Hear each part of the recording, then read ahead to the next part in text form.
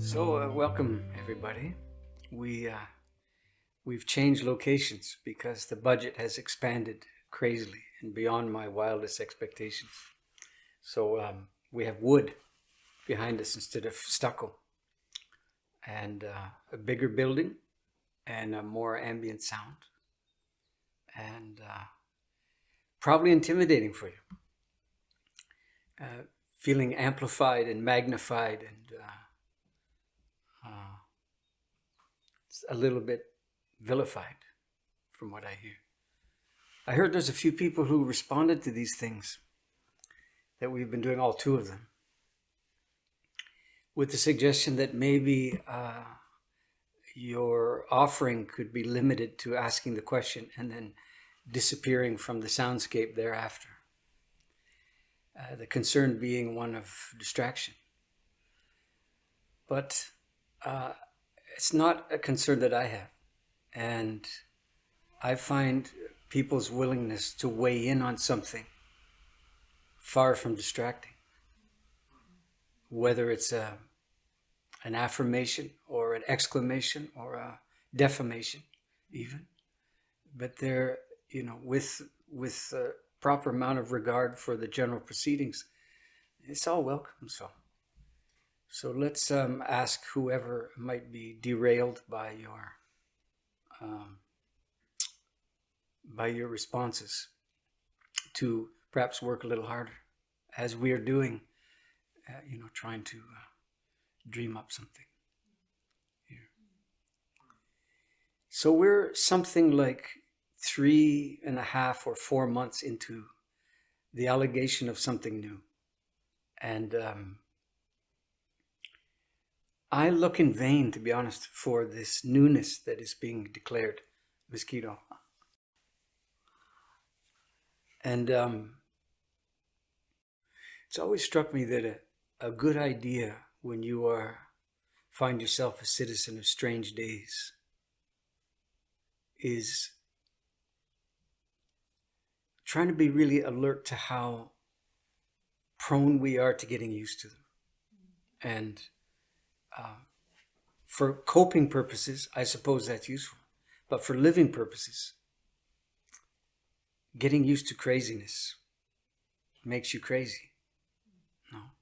So to be a stranger in strange times is something I guess I'm recommending, and probably that's what this little enterprise is turning into, is an exercise in occupying the stranger position in a strange time. See if you can outdo the strangeness of the time by not going along with it quite so readily. Yeah. So, and the format is a strange one. Obviously, we're trying to wonder about things and finding an easy jump off point to do that. And I think we found it. I think this is great. And I'm curious to hear what you have in mind. I'm curious to hear what I have in mind. And I don't really find out beyond a kind of low-grade awareness of, what seems pressing to me, what's claiming me and perhaps other people as well. So with your great assistance and generosity, I'll make some discoveries about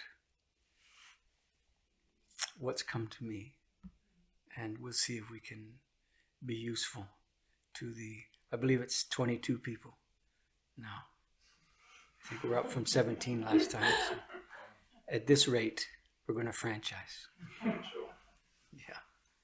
So I turn it over to you, and happy to hear what you have in mind. Hello, Steve.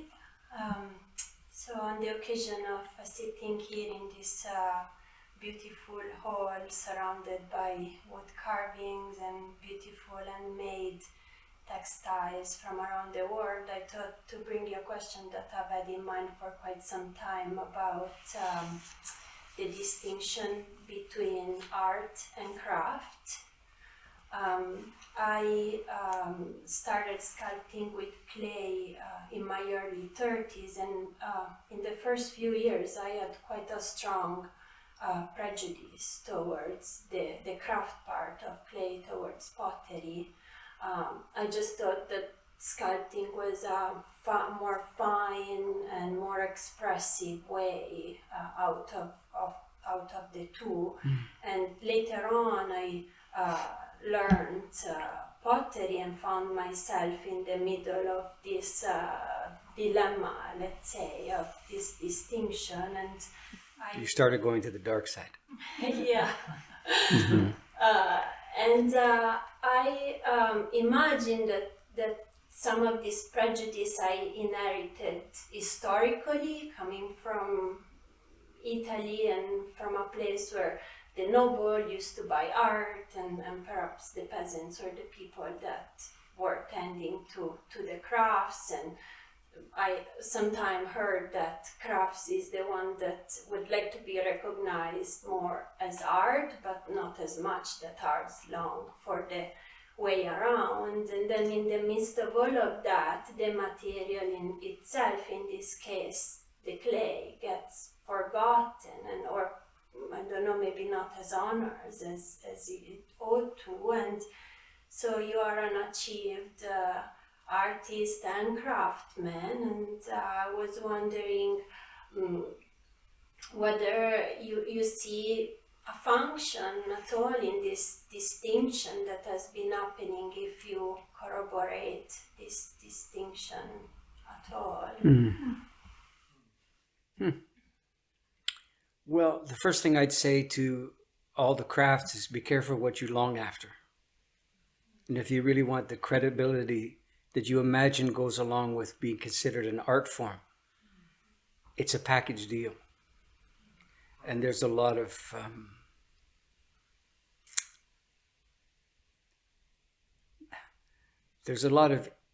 inadvertent advertising that finds its way into art making.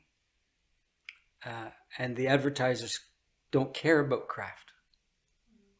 And from that point of view, craft might be a less diluted proposition than art is, because of what kind of attention it gathers to itself and what kind of attention passes it by.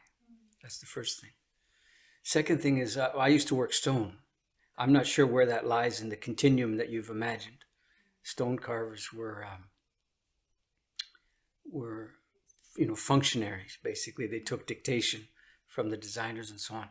But if you think about the material, what's the difference between clay and stone? And my answer is time. Time. And stone is what clay would be given half a chance and several eons. And a lot of pressure, I suppose, and evaporation.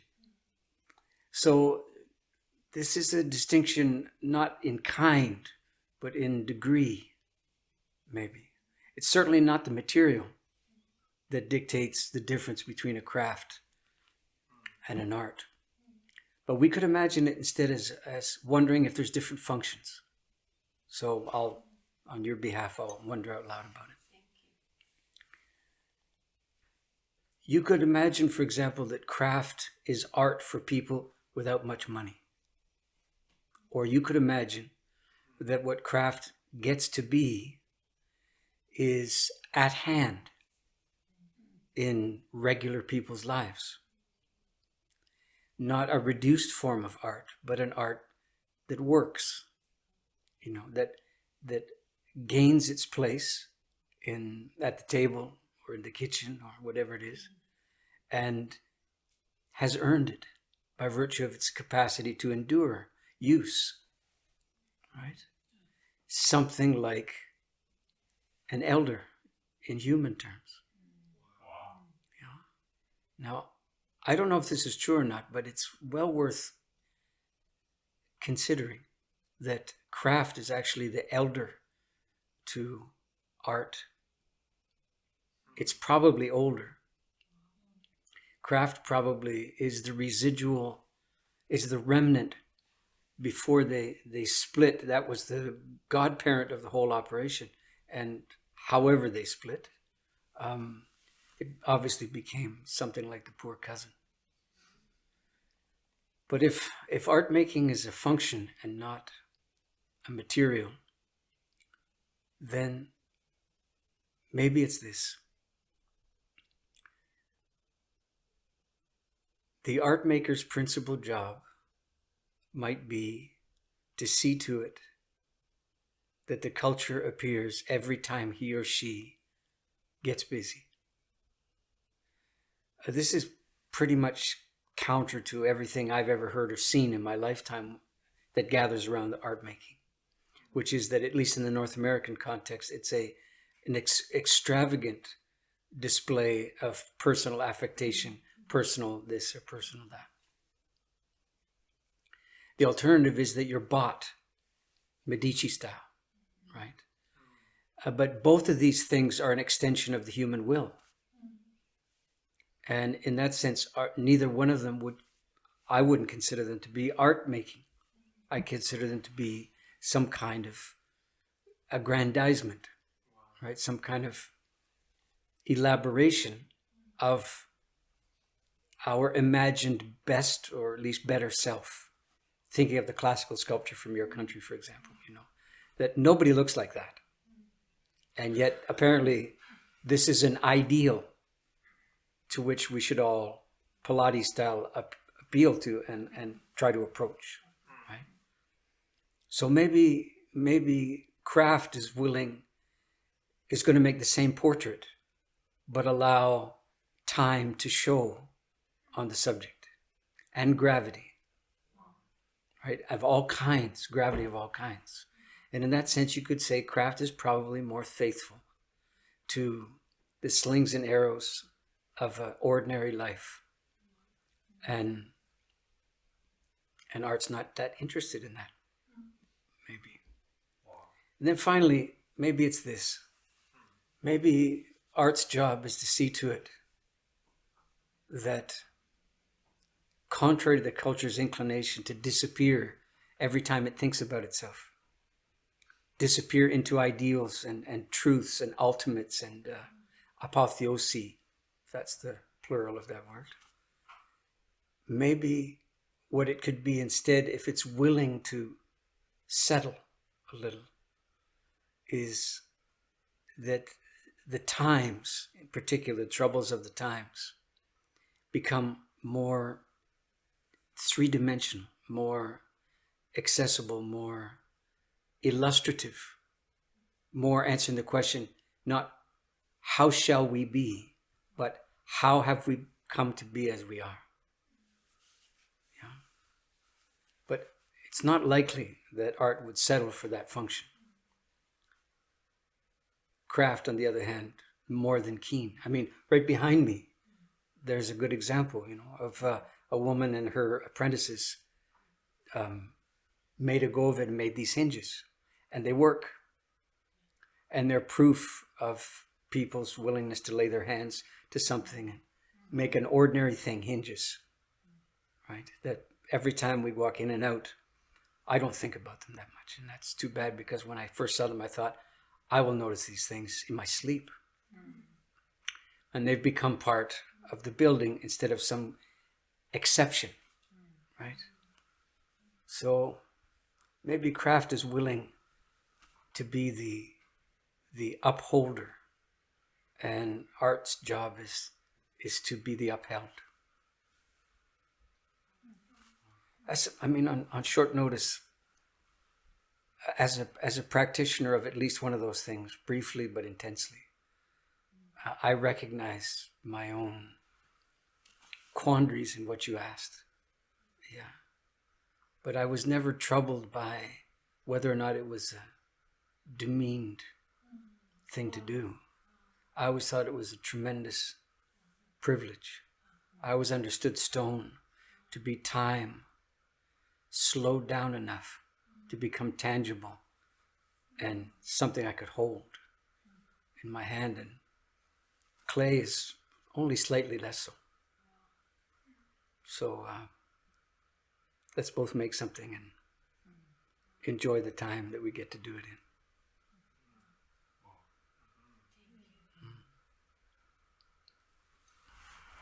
Well, at first blush, it may seem like this is a complete other direction to ask you to go into, Steve, after that beautiful answer to Julie's question. But as I was listening to you, I could hear what I hope are threads that might connect the two. But what I've been wondering about is that when I listen to the radio, when I turn on the internet, what I hear and see largely from people my own age is a grievance-driven demand for change, for response, and it's the grievance-driven part that troubles me. Not to illegitimize the grievance, there's plenty of things going on to be aggrieved about, I think, but I wonder if any change or solution that is made in grievance carries along with it that seed of grievance, and therefore it's grievance feeding grievance. And if you think that grievance can mature into anything. Wow, that second part is a great way of imagining it. Well, let me save that for dessert. See what I can cook with the first part of what you asked.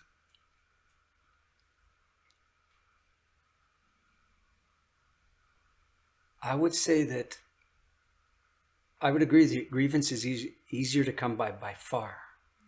So that suggests something about its at-handness, that it's easier to come by because it's more accessible than grief by a long shot. You could go further and say that grievance is much more reflex and grief is much more resolve. That grievance needs only a sense of what should be, and grief needs work and work and work to appear.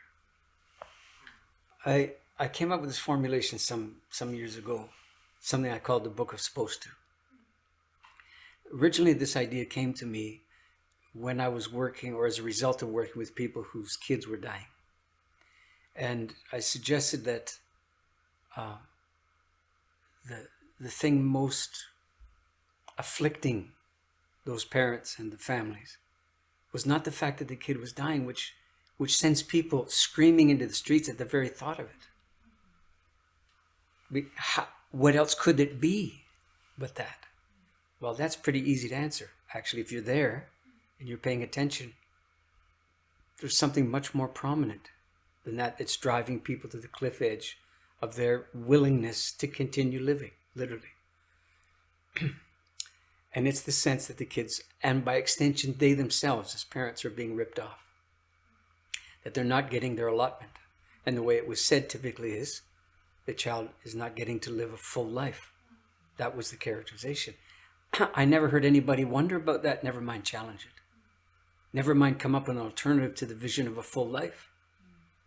But you can hear in the evocation of full life a sense of entitlement.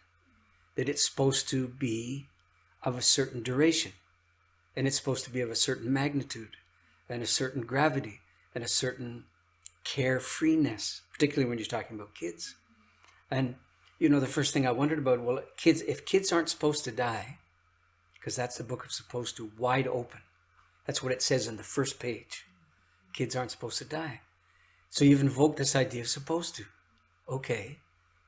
Then teenagers? Are they supposed to die? And then you start following it down the line, and you find you can't answer the question without blinking until you get to old people. And for the first time, you can say, well, they're supposed to die. And in the last 4 months, they've been dying in their droves. I haven't heard anybody say they're supposed to die now, but they are dying according to that old formulation of the older you get, the more supposed to dying you're supposed to be. Right? You've had a full life. Well, that's not clear. So, all you need for grievance is the book of supposed to wide open and finding the gaps that open up between what the book says it's supposed to be like and how it is. There's no... The reason I don't think it can mature, grievance, because there's no gratitude in it. There's demand, there's a, even on behalf of the greater good, but there's still that demand for a kind of restitution over and above correction, a kind of restitution, a kind of indemnification, right? Over and above interest on the principle of trespass. Seems to me it's all there.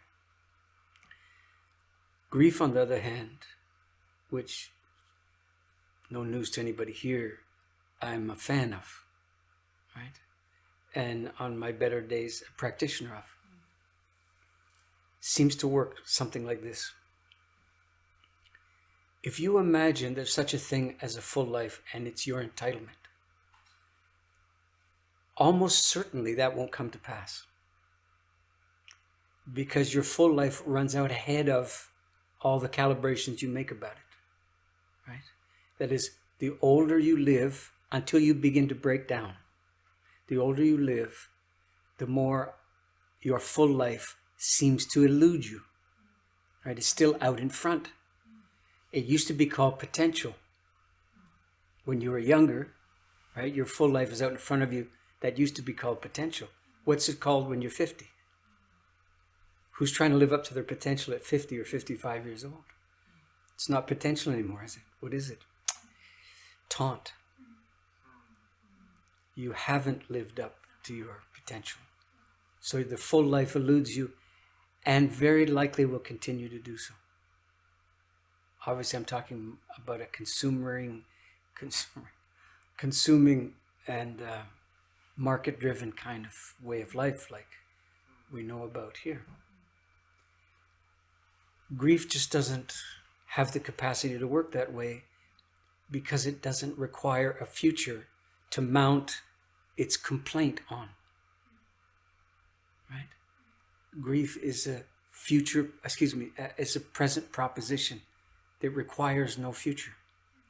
But it's informed by a certain number of facts masquerading as mercies, or mercies masquerading as facts. And the principal one is when you come to the deep understanding, not the blunt force trauma of exposure to it, but the deep understanding, that's where the work comes in, that no matter how good a person you are or someone you love is, their days are fixed and numbered.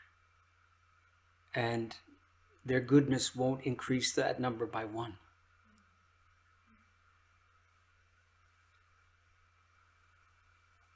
An unexamined sense of mercy begins to get riled up over that. I mean, isn't goodness supposed to draw, benefit or blessing or, Well, that's not how it works. Put away the book of supposed to and learn how to grieve. And the way you'll do it is to begin to befriend the idea that everything that you hold dear is limited and frail and will end. And those qualities of what you hold dear whisper to you, that even your capacity to hold them dear has its limits. But you can do it now. You're doing it now. Even in the midst of you fretting about not being able to do it sometime in the time to come, still that's happening now. You can avoid the ability to fully inhabit now. You see, it's quite amazing. You can fritter and waste all your nows in wondering if there is such a thing, but you're still getting to do it. And what grief invites you to do is examine the understanding that one day you won't get to do it. And that's where gratitude comes from, I think. It doesn't come from having all the chances to do it. It comes from doing it. And you look up in the midst of your carnage, your carnival, everything in between. And you say, all of this has not required a future. All of this has already occurred or is in the midst of occurring just now. And I believe gratitude is a kind of godchild of grief.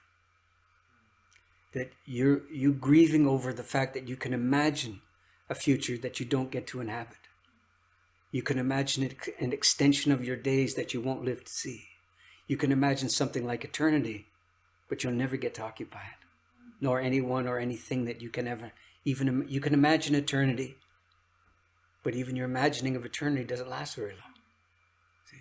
So it sounds like a recipe for a kind of an absurdist play. And absurdity can arise from it, but absurdity has no grief in it.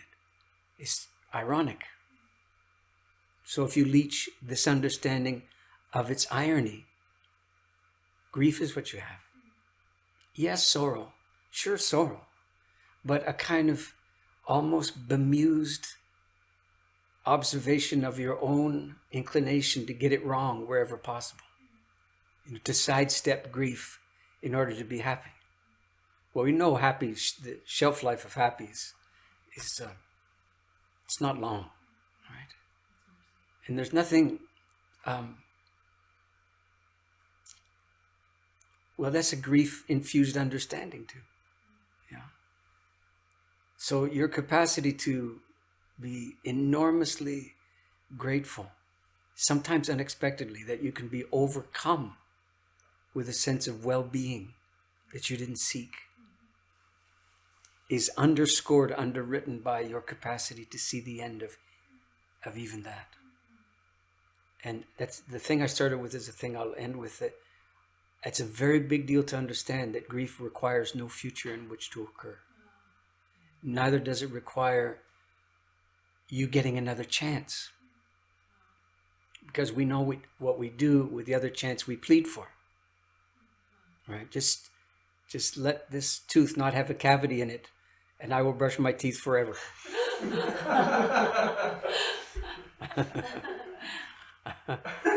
And then 2 days later, it's just 2 days. It's 2 days. So what do? You do what you just did. You have to laugh, but not out of derision. But that laughter has a lot of, let's call it low scale grief in it. It's a recognition, that laughter that you just said. You've obviously been there too. You find yourself in the dentist's office going, why am I here again? I swore I learned my lesson last time. How bad does it have to get? And wrong question. It's not how bad does it have to get. How many times are you willing to see the end of what you hold dear, including your teeth, before you start saying, well, a certain number of them are going to be gone, come what may. Right? As long as I use them, I get to chew. Okay then. And it's a funny thing to hang your hat on and to try to engineer a relatively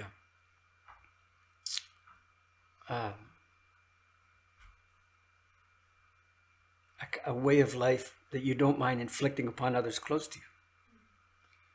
But if you can gather them into the understanding that even our doing it together only has so many days attached to it.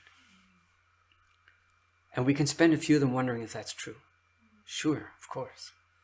And doubting it or refuting it entirely. But hopefully, sooner or later, you come around again to the understanding that even your doubt, even your unwillingness to believe, is coming to its appointed hour, right? Yeah. So I think that's immeasurably good news, to be honest. It's tremendously arousing news, really. The difference between that and grievance, grief has a kind of arousal that knows how to give way to something mature and useful. Grievance is essentially an uninitiated person's preoccupation. It's forever, it's like a spark plug. You know, you can continue firing, right? But as soon as you run out of the thing that drove you towards grievance in the first place, and grievance itself becomes some kind of national or cultural habit, you will find you begin to look for the next incarnation of the thing that will give you the same kind of arousal. But grief would never arouse you to that kind of mayhem. See? Nor would it prompt you to a kind of serial seeking after what's wrong. Maybe I could put it this way. Grief seems to have the inclination to wonder how things have come to be as they are, rather than to seek out those most responsible. Even if you think about something as daunting as the Nuremberg trials, driven by a sense of justice, no doubt, but other things too, payback, and how much grief was there in and around bringing those people to justice. I wasn't alive. I mean, I was born not that long after. But I wonder about that sometimes, things like that. You know, whether or not the serving, the grievance,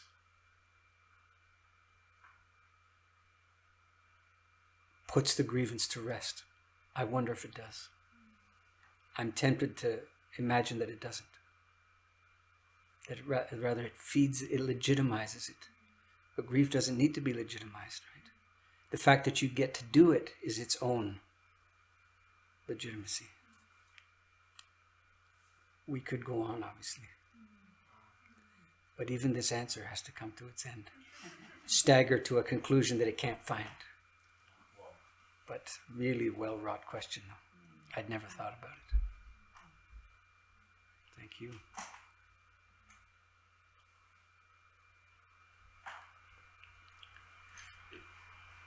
Thank you for that, Steve. It's beautiful. You bet. Both question and response, and I think that the little bit that I've prepared here might sort of add to that discussion, hopefully. We have a big discussion going on, or debate, or protest around, properly so, including the disenfranchised into the advanced state of Canadian economy.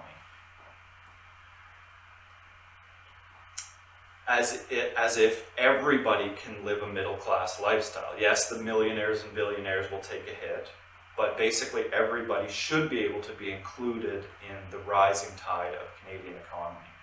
Therefore, linked to this infinite growth paradigm, the infinite economic growth. Nowhere in this discussion of cultural change do people say that we very infrequently, I should say, at least on the common level, do people talk about it's the status quo of the middle class that has to go down. We can't bring everybody up to the level of the economic level that's creating a climate crisis that is dependent on migrant farm labor, for example. We need to discuss having less, not everybody getting more, basically. And I wonder, in that context, whether these ideas of cultural change are becoming the new model of infinite growth. We can infinitely get better, and everybody can get more, seems to be behind these calls for change, rather than saying this is not sustainable, please, like we have to, everybody, Canadians, middle class people, take a hit. Do you think these things are now becoming linked unawares? What you're hearing is grievance, and what you want to hear is confession. Wow. That's what's inside what you were saying. Huh. Yeah. Yeah. So I'll begin with first of all, I'm not an economist, and nor are you, right? Oh, clearly not. So Myself. yeah. So the good news is I don't think we have to be to have participated in the economy, to benefit from it, to wonder about it deeply, to find its errors and its excesses, and to respond accordingly. That's the big one, the last one. Okay. So I'll begin with a little story. I used to work in the custody and access wars in Ontario. That means I was a provincial employee whose principal responsibility was to do a sequence of investigations, an odious term, when people who could not find a way to agree between themselves about the disposition of their children as they separated and divorced, then the solution was inflicted upon them. See, and I was the one who did the investigation to inform the solution that was court ordered. Not a great way to spend your day. Okay. And it's important work, but it shouldn't be there. In other words, procreating should carry with it the obligation to be able to properly serve the child in a moment of disillusion. And if you can't entertain that prospect, you shouldn't be procreating in the first place. That's not the story I want to tell. That's just a general declaration. Like if you can't procreate with dissolution in mind, your union is unlikely to be able to handle much in the way of challenge, I think, and the parenting that ensues from it. No? So somebody's wondering at this point, what's this got to do with the economy, man? Let me see. So many was a time when, and this tended to divide by gender, as you'll see why, I think, momentarily. The Family Law Reform Act in Ontario had been recently passed. What that meant was they were, and properly so, sorting out grievous discriminatory judgments that routinely ensued regarding the finances of a dissolving marriage. Whereas very typically the man was the principal beneficiary of the way it was. No discussion about that. That was the case.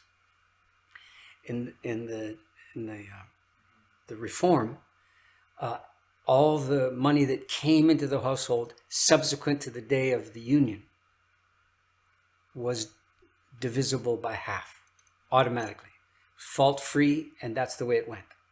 Great. Well, if it was great, I wouldn't be telling you the story. Here's the other half of it. So as it happened, the payout was partly determined by who got the kids. Who got the money was partly determined by who got the kids. So whoever ended up with the kids got more money out of the shakedown. Can you imagine what that does to seeking after custody? Can you imagine how it muddies the water somewhat and things don't look quite as noble and as either an inevitable consequence of maternity or a seeking after paternity? No, that's one thing. Here's the second thing. Typically, the woman's lawyer would make an exuberant case for her way of life not appreciably being diminished as a consequence of the separation and divorce, materially speaking. He would make this case up, down, usually he, not always, up, down, and sideways, right? In every way that he could, or she could. And it actually fell to me. Nobody ever said this in my presence. In all these meetings, in all these circumstances, in the courtroom and outside of it in particular, that do you not think there's consequence to the dissolution of a marriage that should be as equally distributed as the money? I mean, don't they sort of go together? In a basic sense of justice seems to suggest that no. Yeah. So how can you possibly, in good conscience, as an adult, make the case that one of the partners to the dissolution should not experience a dissolution very pointedly? In other words, saying it prosaically, there's the same amount of money coming into the dissolved household as there was before the dissolution. How can it possibly be that one of the, now it's got to support two households? How can it possibly do so without a tremendous diminishment borne by one or the other or both? That's the consequence of talking about. So now you see, I think, the parallel to what you were asking. The question becomes, how much money do you think you and yours are willing to pay for food that you don't grow? Our great dilemma is our subsidy arrangement. Because our subsidy, while it makes accessible a whole range of food, it also has a kind of numbing consequence for the conscience. See, and it establishes a precedent that says $2.99 for mystery meat is a basic human right. Right? If we knew, and we, in the life that we get to live here, have some sense of this, if we knew what goes into food production, including the massive debt that food producers typically have to endure, if we knew the numbers and worked backwards to what a head of lettuce costs, nobody would pay it. And our subsidy arrangements are kind of infantilizing insurance policy that protect us and defend us from the realities of food production, never mind the realities of the marketplace, the vagaries of the marketplace. Right? Okay. Of course, the point you make is that people who've been so numbed by subsidy arrangements are deeply unwilling to take up the back-challenging work of picking and cultivating and so on. And I can include you in that number from days gone by. Yeah. So this is, at the end of the day, this is a kind of strange contusion on our understanding of what honor is. As if producing food is not really honorable work if you could find a work that paid better. So then you realize it's just rate of pay. That's what it is. But the closer you are to the ground, the less nobility accrues to your endeavors. That seems to be where we are now. And then finally, the last point you made, which I'm trying to remember after all of these words. Perhaps it comes down to this.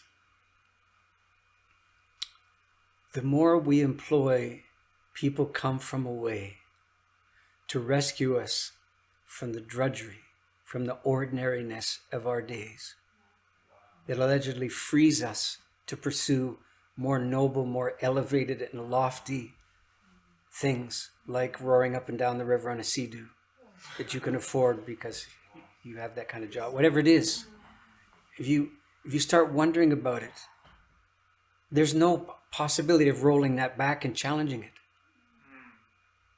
until a time like this comes. I'm not even sure it's a good phrase, a time like this. But this time could have been, I'm already speaking about it in the past tense now.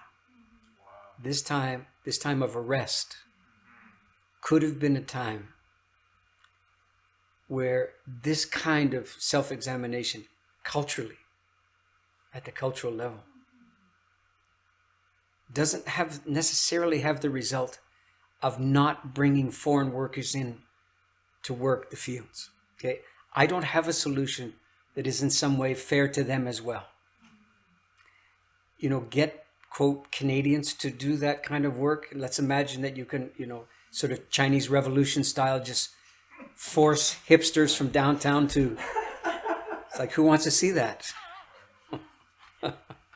Oh dear, I'm just imagining plaid, and mustaches and stuff out in the field. But, I mean, and then what becomes of the workers that you've just turfed out in order to have a more noble philosophy about your day? Look, I don't have solutions for it, but a disciplined inquiry about it is what everybody should have instead of an armchair solution to it. Wow. Right? And that's what I think both of us are trying to do now.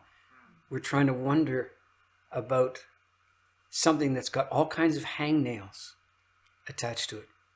We're in a circumstance where we have too many people in a northern country, in a place that cannot be food sovereign. Cannot be.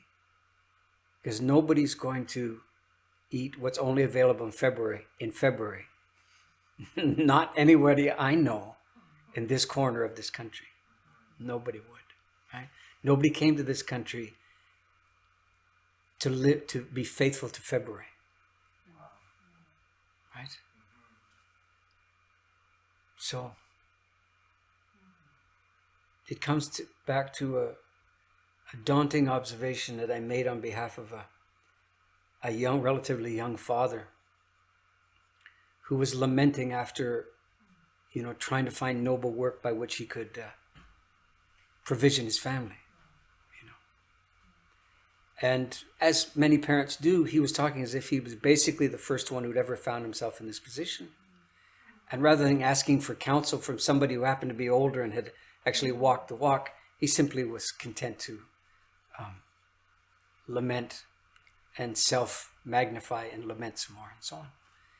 And in the midst of that, I proposed to him the idea that his children actually deserved less than he wanted them to have.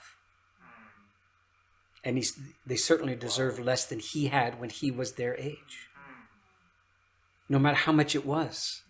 From the point of view of what we were talking about, the whole operation is leveraged by our unwillingness to live within our ecological and climate means. Because we're of the north and we're industrially based for the most part. And we got, 2% of our land in agriculture or something? Horrific. 2% of people farming. Okay, whatever it was, yeah. And we have no intention of paying the price of being food sovereign. And this is a time that we could have deeply reconsidered it instead of wondering about where the surgical masks are going to come from and trying to be sovereign in the mask department. We could have been, more concerned about something that's going to pertain long after the need for masks when you go out is a distant and goofy memory.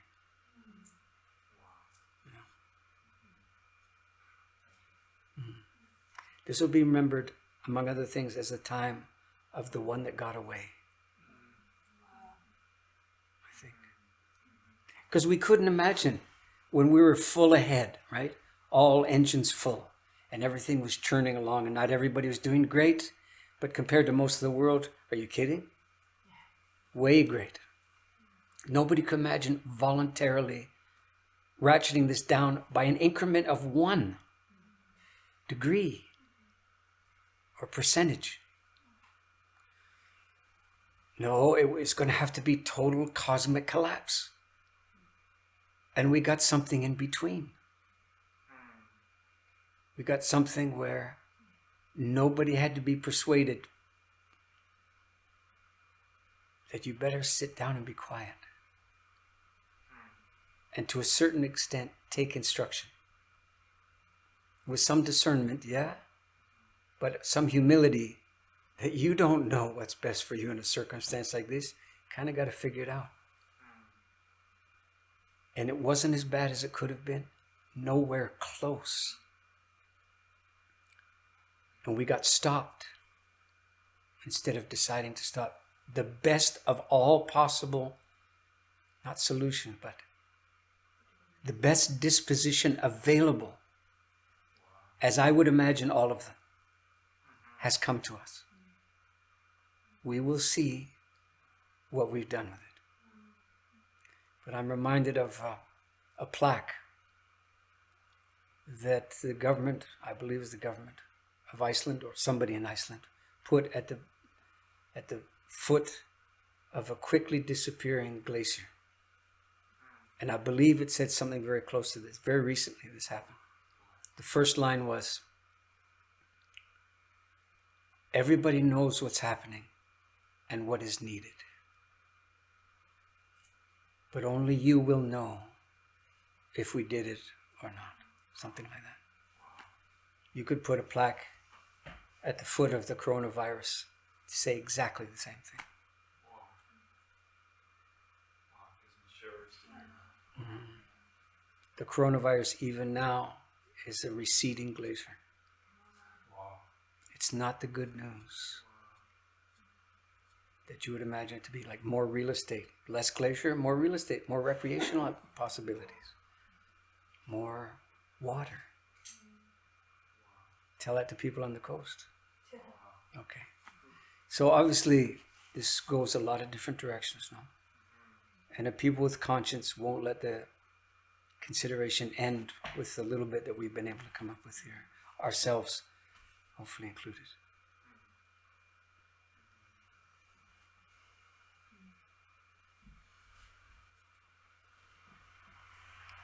Well, thank you, Steve. Oof. Welcome. You made me think of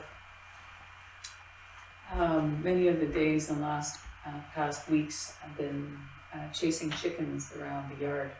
Some weeks-old chickens, some days-old chickens, some older chickens, and they seem to have a tendency to find their way out of the yard and go off into the beautiful greener pastures than their yard. Right.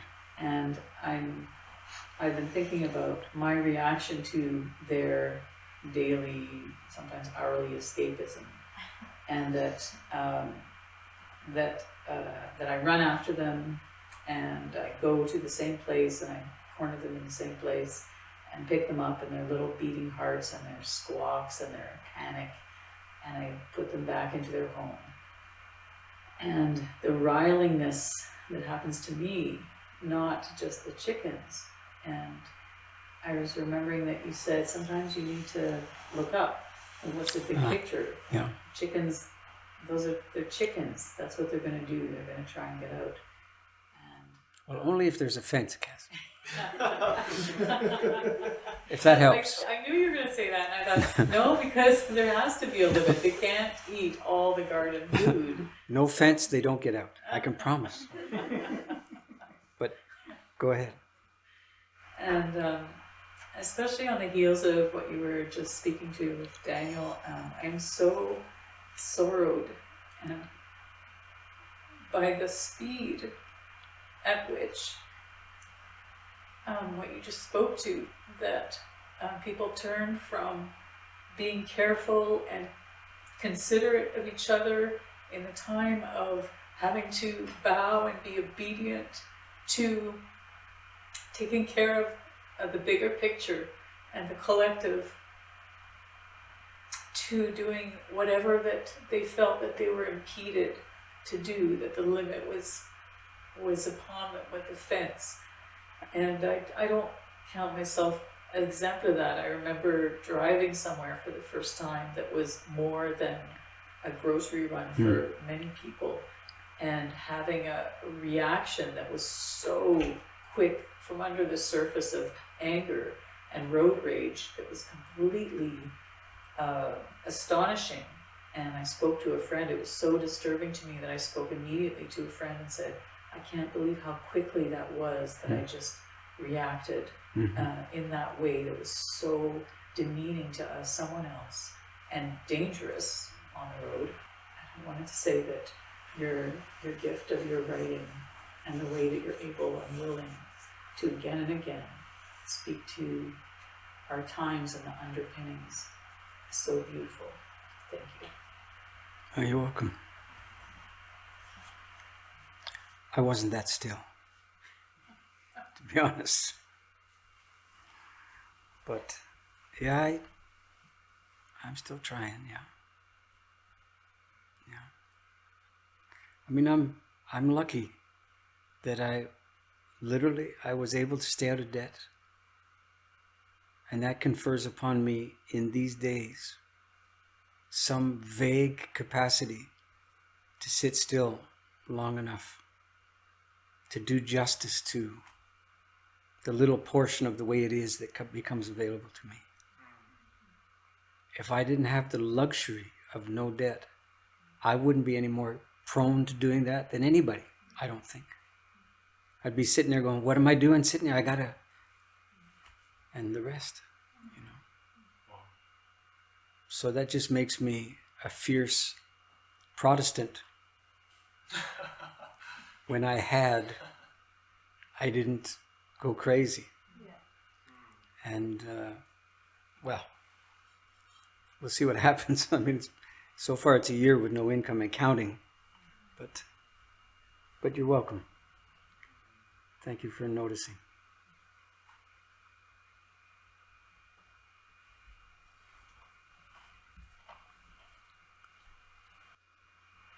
Thank you, Steve, for speaking to these questions. I've been thinking on a question here, and I've been thinking back to my teenage years. And I had the privilege when I was a teenager of working for two woodworkers. One of them was basically a master craftsman, and I think would consider himself, not that the distinction is that important, but he was a creative man, and he understood himself to be making fine furniture and art. And then the other man I worked for, he was more of, I think, a technician. He made beautiful porch posts, and he made them on a big lathe, which he made himself, but he was turning them out in basically a small production run. And I used to credit this man who was the artist, who was the creative craftsman genius, as the one who really instilled this love of woodworking in me, which is definitely true. But I was thinking recently about this technician. I mean, he would be the guy who'd bust my chops for not showing up on time. He would be the guy who'd always tell me, look, I only got one rule, don't have your hands in your pockets. He would be the guy, and he would just look at the clock behind him when I was late. He wouldn't actually say, he would just look at the clock and then he'd look at me. And at the time, I just thought, this is not as real of a thing as the eccentric man. Sure. But I was thinking recently about, it's somewhat unrelated, but I've been haunting the internet letterpress websites, forums, because I was thinking, I want to get a letterpress. This is a new thing, which is never really thought before. I've always loved books. But I've frankly been lamenting my reluctance, and I haven't done it yet, to call a shop and ask if I could come by and see things, or frankly, I have very little interest in ever working in one of these places. I just want to have the machine and bring in, get creative or something. Right. I mean, it's more thought out than this, but I've been really lamenting the fact that I could even do that. I could ask a friend to load up a 200-pound piece of metal or a 1,000-pound piece of metal into his truck and set it up somewhere, and I could be printing. Or would I really be printing if I didn't learn it from someone? And I just kind of was anonymous on these internet forums, and I read the books. So I guess my question is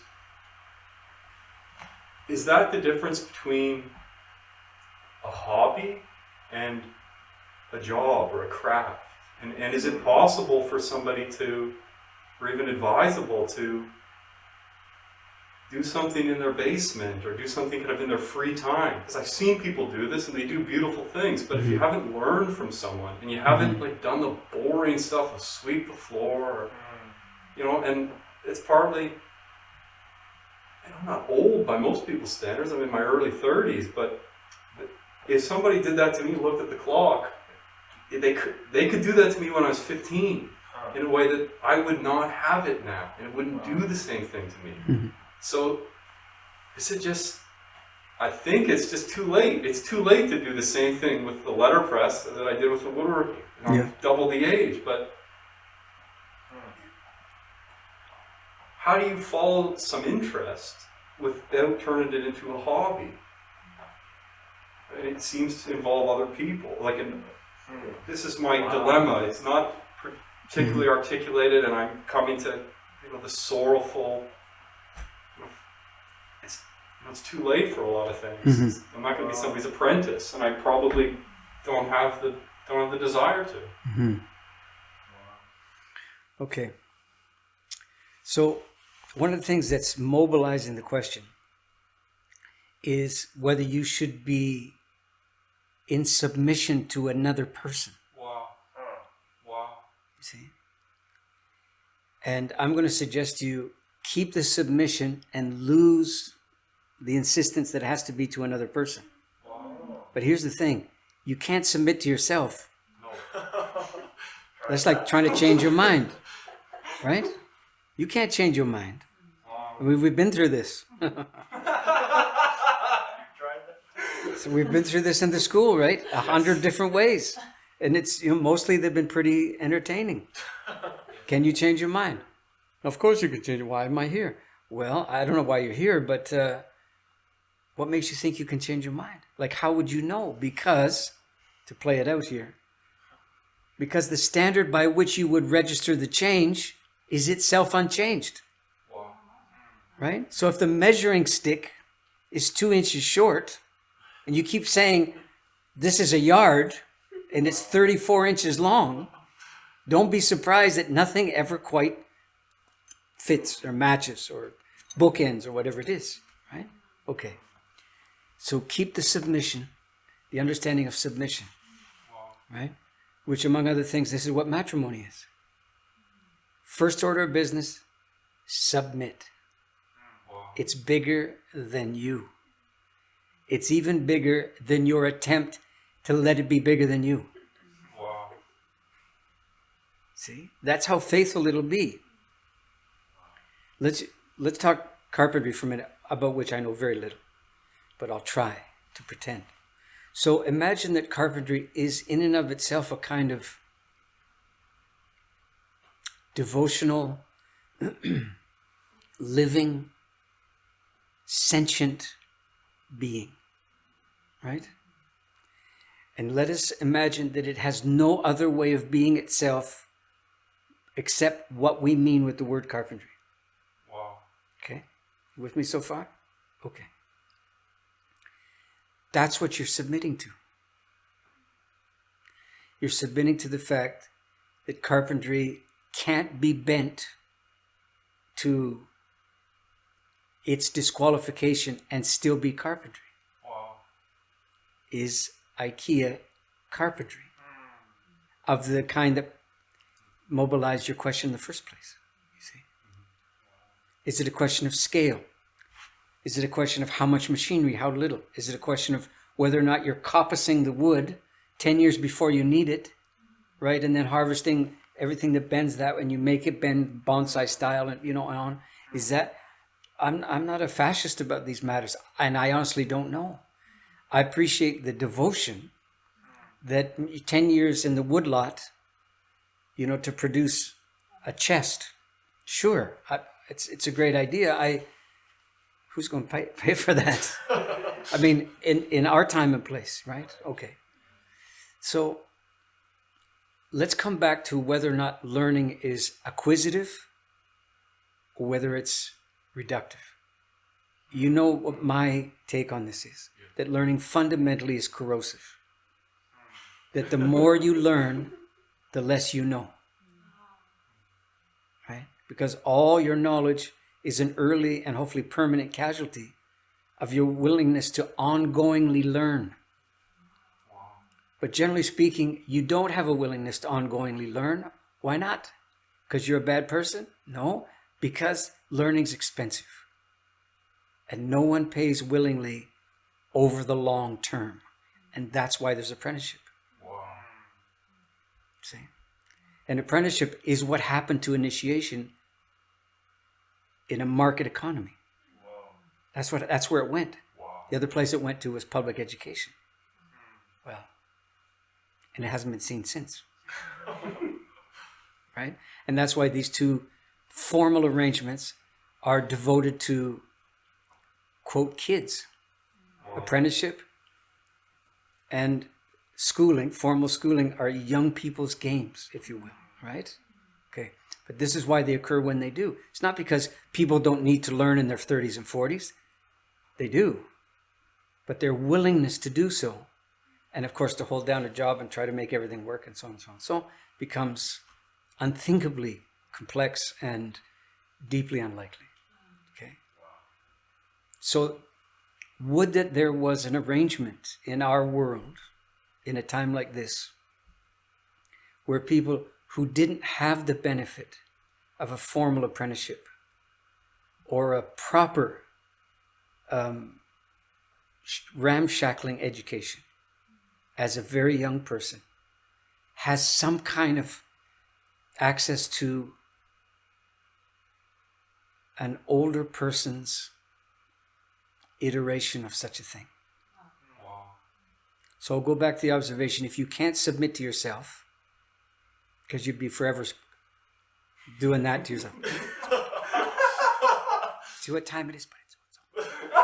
I know what you were doing and why you're late. And on it would go. Right? And then you'd hate yourself. And then you know if self-hatred is part of the apprenticeship? Or is it what you're doing instead of the apprenticeship? Or is this your deformed understanding what apprenticeship is? That castigation is the order of the day? Or shame or what? Or is it the wood? That's the wood. Yeah. With all your concern about your inner life, you forgot the wood entirely. See? And that's what a proper education would do, is draw you through the nose of your self-preoccupation such that the wood becomes discernible to you on the other side. Right?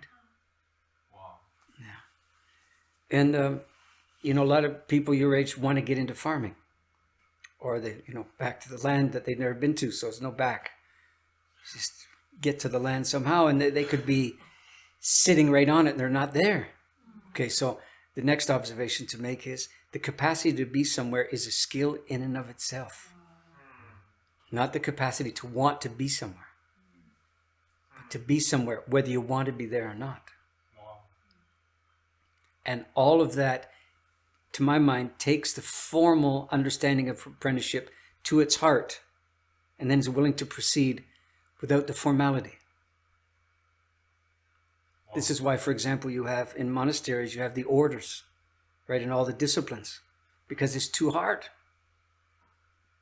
For people who want to be there, it's too hard. Never mind for the walking wounded, those of us who can't figure out where we want to be or why or what. Okay, so all of this adds up to what? It doesn't add up to anything. This is what it sounds like to wonder about something fundamental to being legitimately, I don't want to use the word productive, legitimately participating as a citizen when we have no formal structures that we can lend our give a shit to. Right? We can lend it to.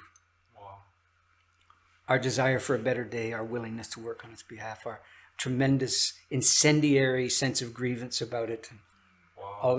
What can we lend this and entrust it for a while so it won't burn the house down? But it will put things in some fashion righter than they've been. Right? So this attempt to wonder about these things back and forth, this is what it sounds like when you don't have that. I don't think this is empty because we can't summarize it in a 2-line thing, But we do a kind of apprenticeship here that lasts a very short period of time and it shouldn't be called apprenticeship, but it's an approximation taking into consideration that nobody will stay long enough. And nor would we want them to. Right? Finally, the wood will last longer than our confusion about how to learn about it. Wow. Not that piece of wood. Obviously, it'll go the way of all flesh, right? But wood will. Wow. It'll last longer. That's what we want to learn about. Not so that we can last as long as wood does, but that our willingness to see to it that the full-throated beauty of the wood can appear in our lives. That appearance can turn into our veneration of the world that we're entrusted with, instead of upping our style points domestically.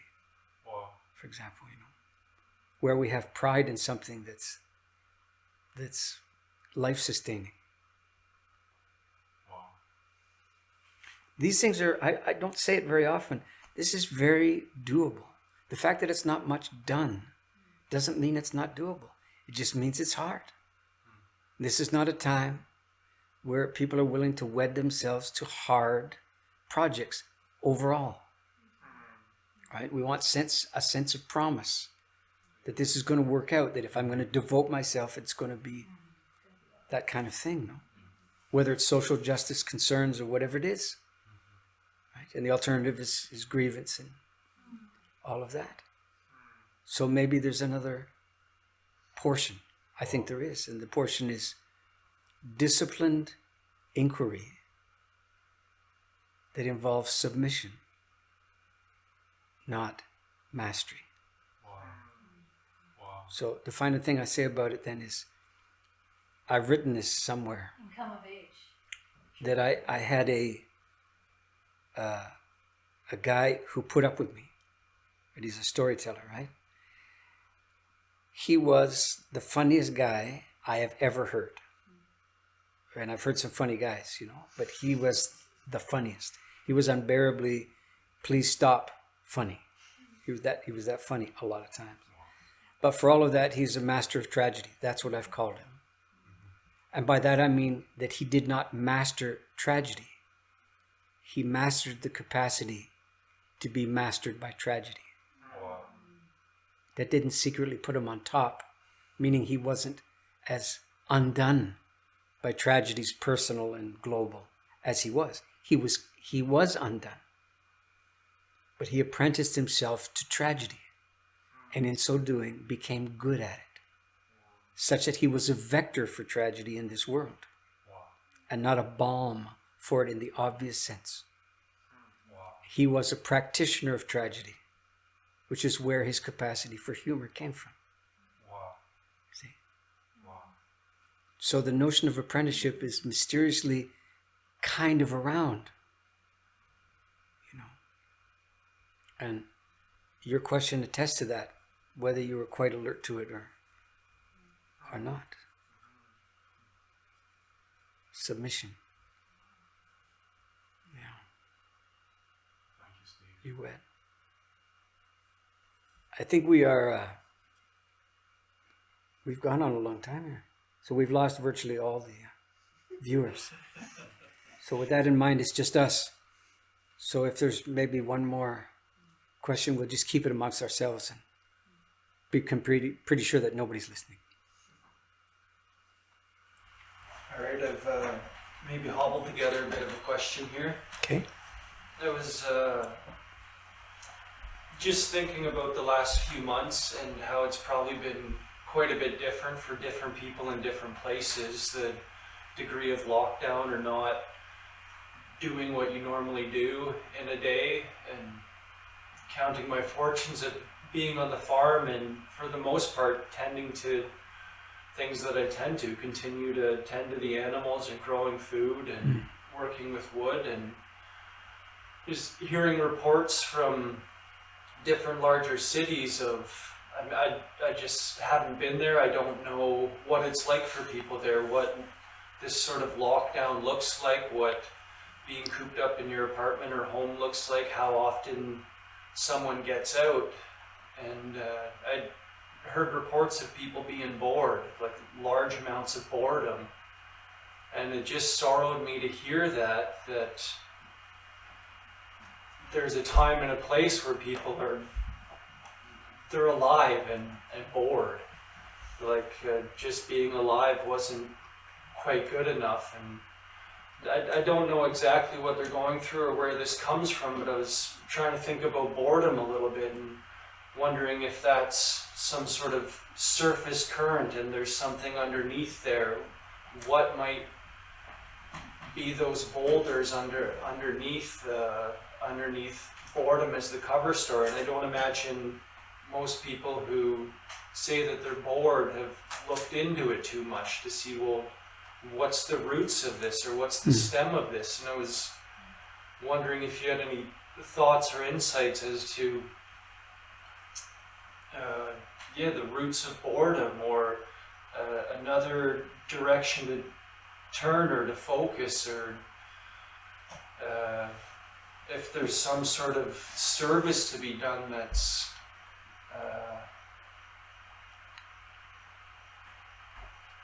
something other than just being tired of being with yourself. I don't know. Like I said, I don't know what it's like for most people out there, and it's just sorrowing to hear that's where people are at these days. Mm-hmm.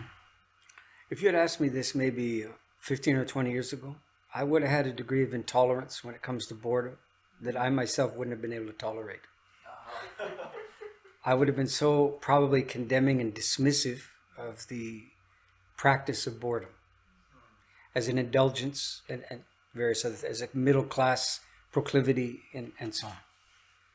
I'm a little, nobody could accuse me of being soft maybe, but something's happened to my willingness to reconsider all that. And for what it's worth, this is what I come up with as an alternative to my own intolerance. None of these things are givens, but it may be that the willingness to entertain boredom, see, I'm choosing to frame it very specifically, not being bored, the willingness to entertain boredom, to do something like this. Oh, that's what this is. And in some sense to have it at a little bit of a distance long enough to recognize that that's what it is. It's not you, right? It is to a certain extent what you're doing and to a large extent what you're not doing. But it may have the consequence of a kind of inadvertent breeding ground, a kind of marshalling yard for heretofore unaligned, disobligated things. There, that's what I mean.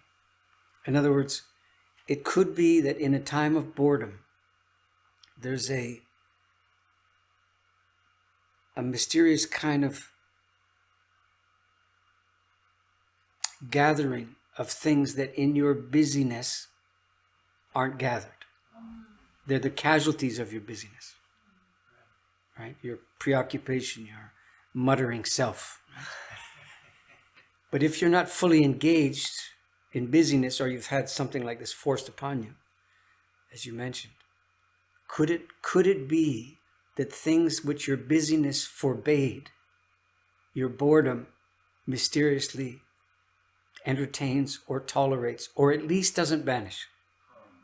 And in that sense, could it be another kind of practice that has a kind of nerve about it that busyness doesn't have? Busyness, after all, is not that voluntary after a while. You know, no more voluntary than that hamster on that wheel. Maybe boredom is not voluntary either, but it's less driven. You know, and speaking as as a Protestant, it ain't easy to submit to inactivity. I myself have that problem, you know. But I would like to imagine myself to be more and more capable of a kind of inactivity that masquerades very convincingly as boredom. Just to see. I'm not saying that boredom by definition produces vision. Nothing, it doesn't automatically do anything. You know, you have to labor in boredom just as much as in any other circumstance or any other thing that becomes available to you. Imagine that boredom is a kind of availability that your busyness couldn't approximate.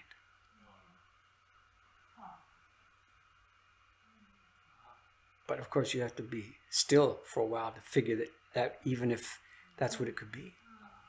And contend with a sense of futility, if that comes with it, which it seems to. Or a sense of involuntariness, it's been forced upon you. Well, okay, you don't get a vote in everything. Okay, but I'm not getting anything done. Well, of what kind? Very likely, you know, when this period passes, in addition to all the other laments that I've racked up on this matter, we could hear and even be witness amongst ourselves or people close by to the fact that people came up with strangely relevant things they did.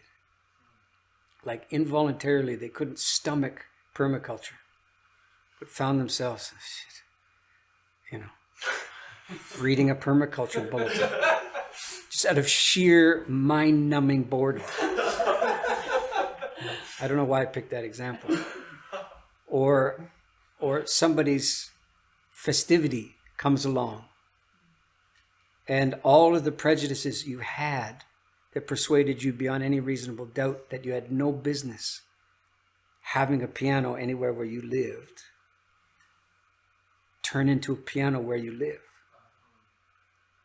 And the final reason why you never learned to play the piano is gone. And all you're left with is you and the piano and some opportunity to give a shit about that. And that you don't leave the piano to people who can afford to have one. Maybe that's happening. You know, in my less grim moments, this is one. I'm trying to seize it and milk it for all it's worth. Maybe that's happening. All kinds, and it'll never make the newspapers, of course. Well, sorry, newspaper. It'll never make the news feed, will it? You know, people became remarkably devout in their boredom, and not it turned into something else, but the boredom became a midwife to an unexpected, you know, willingness to investigate something. You know, the lack of choice can be a very merciful taskmaster. Yeah, the knuckling under to necessity. All the things that are available to your fingertips. Of course, if I'm bored, I'm probably not saying any of this stuff. Right? I'm wrestling with the best of them, or the worst of them. You've got me on a day when I'm not bored, so I'm able to have a affirmative action view of the whole operation. Well, listen, we should probably decide that we have farm work to do. And let me say, pardon me, that you could imagine that trying to do this is an exercise in a kind of self-indulgence or maybe boredom. That maybe the only merit this could possibly have is to the people directly participating and their dependents. But I don't think so. I've proceeded in the second half of my allotment here as if all we really need is one living human example of how to, in a fundamental way, proceed otherwise. Hesitatingly, haltingly, unassuredly, awkwardly, otherwise. Not more positive, just otherwise. We don't, forget the compass that tells you it's this or the opposite of this. We don't know if it's more positive. Anyway, I'm not that persuaded more positive is a good idea. But breaking the habits of, being self-conscious about wondering about something out loud because you're not exercising authority or mastery over it. And I'm persuaded that there's some merit in doing so. So that's my way of thanking you for going to the wheel and going to the well and wondering about things that you don't feel authoritative about. Because really, who wants more authority?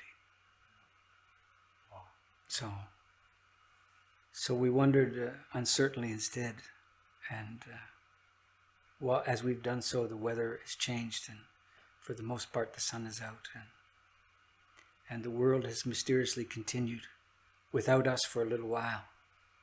But we shouldn't leave all the work to others, including all the work that we've been talking about for the last while here.